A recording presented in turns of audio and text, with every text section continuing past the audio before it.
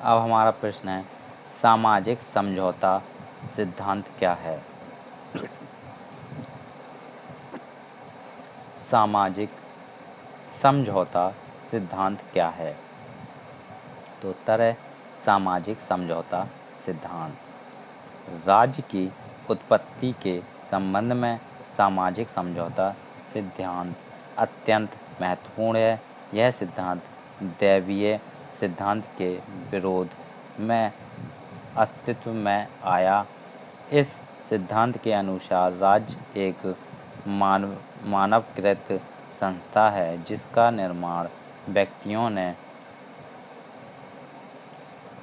परस्परिक समझौते द्वारा अपनी आवश्यकताओं की पूर्ति के लिए किया है। इसके अनुसार सामाजिक समझौते से पहले व्यक्ति प्राकृतिक अवस्था में रहते थे। प्राकृतिक अवस्था की असुविधाओं से मुक्ति पाने के लिए व्यक्तियों ने समझौता कर समाज तथा राज्य का निर्णय किया। प्रमुख प्रतिपादक यद्यपि सामाजिक समझौते की विचारधारा अति प्राचीन है, तथापि 16वीं तथा 17वीं शताब्दी में यह विचारधारा अधिक लोकप्रिय हो गई। रिचर्ड हुक ने सर्वप्रथम वैज्ञानिक रूप में इसकी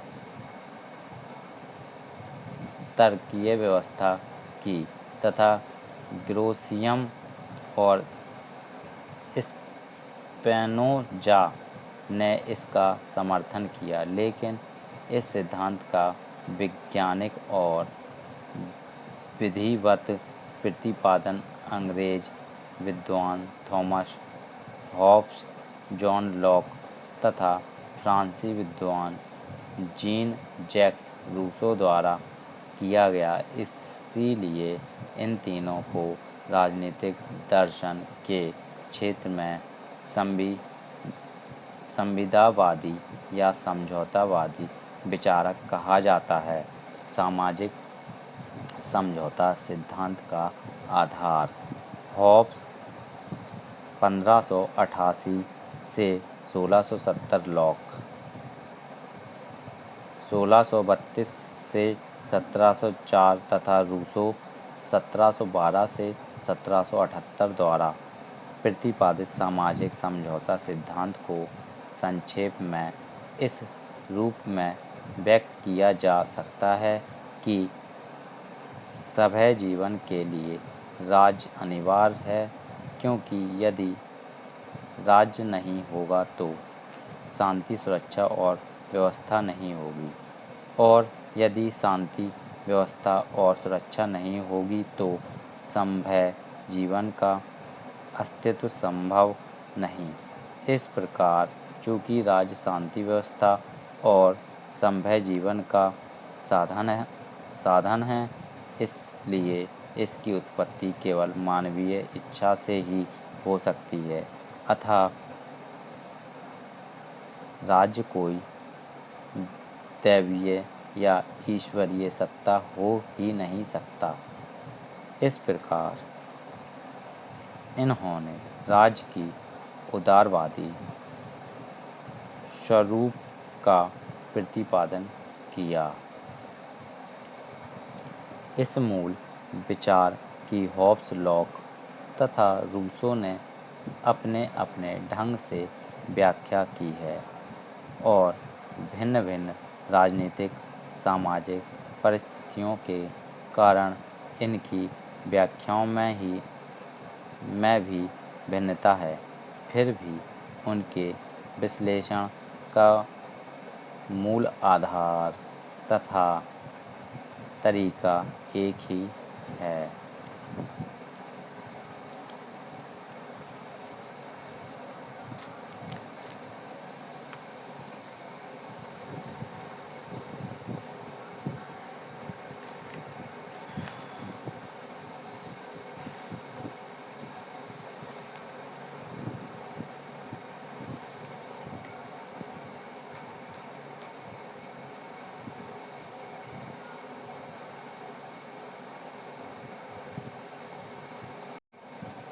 अब हमारा प्रश्न है, अधिकारों के सिद्धांतों की व्याख्या कीजिए। अधिकारों के सिद्धांतों की व्याख्या कीजिए। तो उत्तर है, अधिकारों के सिद्धांत।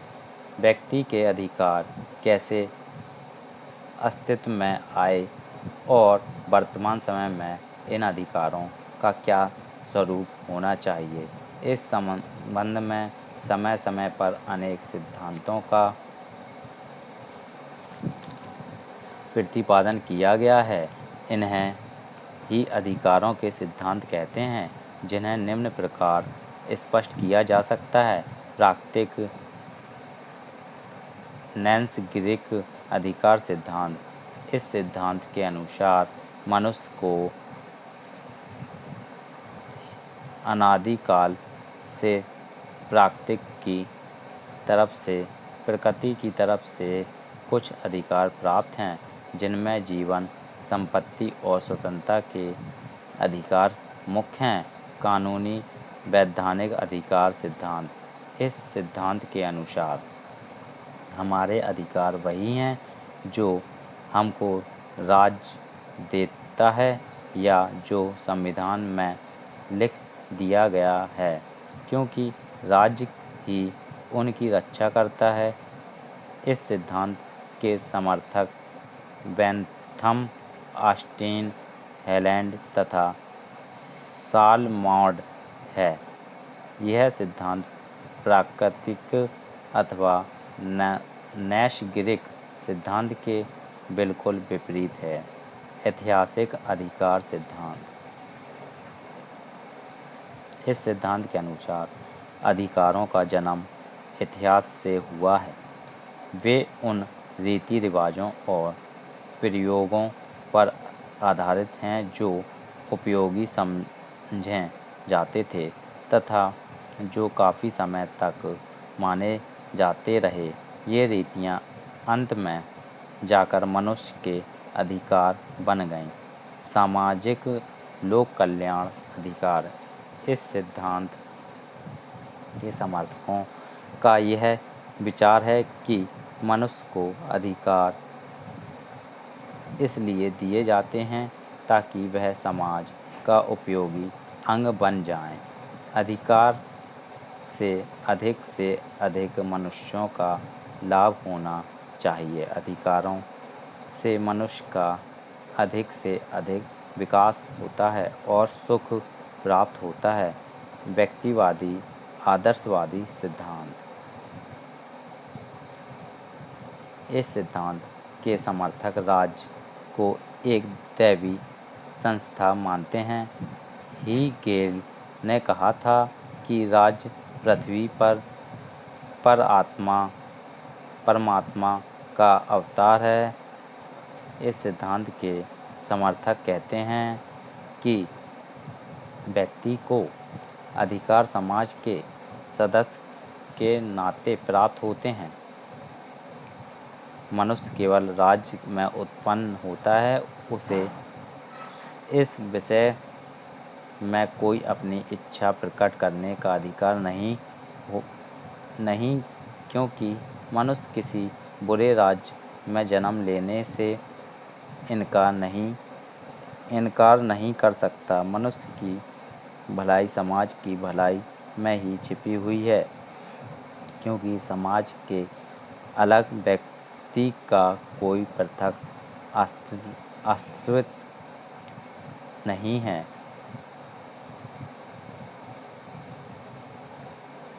नैतिक अधिकार एवं कानूनी अधिकार में अंतर बताइए। नैतिक अधिकार एवं कानूनी अधिकार में अंतर बताइए। तो उत्तर है, नैतिक अधिकार एवं कानूनी अधिकार में अंतर। नैतिक तथा कानूनी अधिकार में निम्नलिखित अंतर है। नैतिक अधिकार वे अधिकार होते हैं जिनका संबंध मानव के नैतिक आचरण से होता है, जबकि कानून अधिकार वे विशेष अधिकार होते हैं जो एक नागरिक को अन्य नागरिकों के विरुद्ध प्राप्त होते हैं तथा जो राज्य की सर्वोच्च शक्ति तथा द्वारा प्रदान किए जाते हैं और रक्षित किए जाते हैं।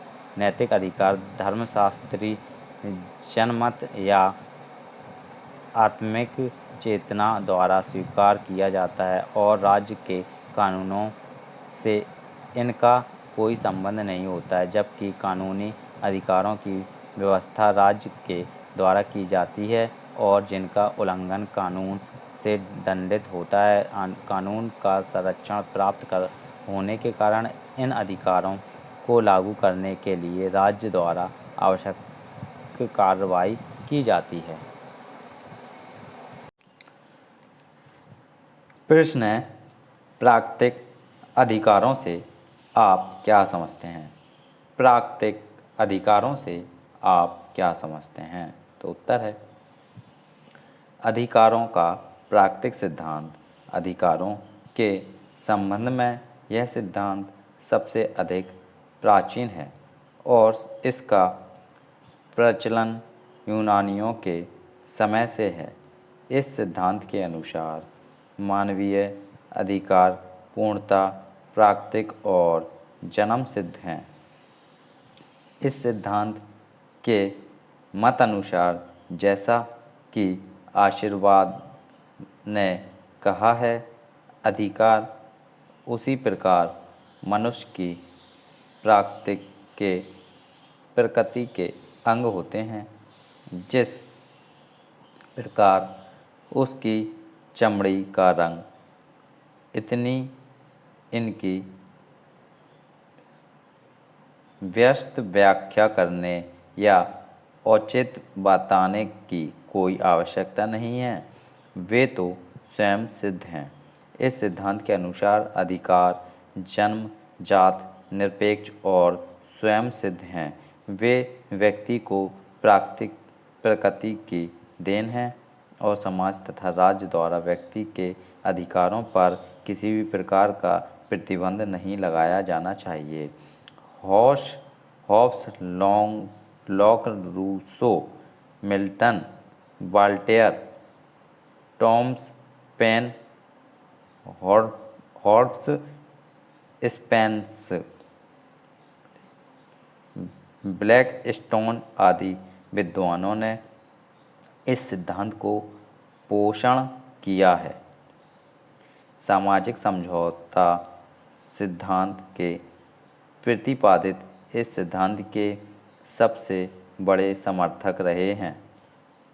इनका अनुमान है कि प्रारंभ से ही व्यक्ति के कुछ प्राकृतिक अधिकार थे और संविदा करते समय वह अपने इन अधिकारों में से कुछ को अपने से उच्च सत्ता को केवल इसलिए सौंप देते हैं कि उसके शेष अधिकारों की रक्षा हो सके।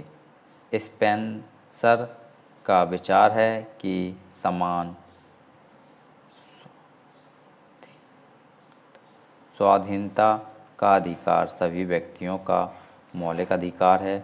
लॉक के शब्दों में सभी मनुष्य स्वतंत्रता और विवेक की पैदा होते हैं और समाज में अनेक के पूर्व ही व्यक्ति को ये अधिकार प्राप्त होते हैं। राज्य एवं समाज में अंतर। राज्य एवं समाज में अंतर। तो उत्तर है, राज्य और समाज। राज्य और समाज के मध्य अंतर देखना भी आवश्यक है, क्योंकि सामाजिक परिस्थिति का प्रभाव राजनीतिक व्यवस्था पर पड़ता है। समाज ने ही वह ढांचा प्रदान किया है जिसके आधार पर राज्य का निर्माण हुआ है। दूसरी ओर सुरक्षा की व्यवस्था तथा अनुशासन की स्थापना कर राज्य ने समाज के अस्तित्व को टिके रहने में सहायता प्रदान की है। बरकरार तो यहाँ तक कहलाता है कि राज्य के कारण ही समाज का संगठन संभव है और यदि राज्य नहीं तो यह संगठन संभव नहीं है। इसी कारण प्लेटो, अरस्तु, स्पेंसर आदि लेखकों ने राज्य और समाज शब्दों का उपयोग पर्यायवाची शब्दों में किया है। फिर भी इन दोनों में अंतर भी है, जिस पर हम नीचे प्रकाश डालेंगे। समाज का जन्म राज्य के पूर्व हो गया था। राज्य की उत्पत्ति तब हुई जब समाज में राजनीतिक चेतना का उदय हुआ। निश्चित भूभाग राज्य का एक आवश्यक तत्व है, समाज का नहीं। समाज की सदस्यता के क्षेत्र का विस्तार तो एक से अधिक राज्यों में संभव है।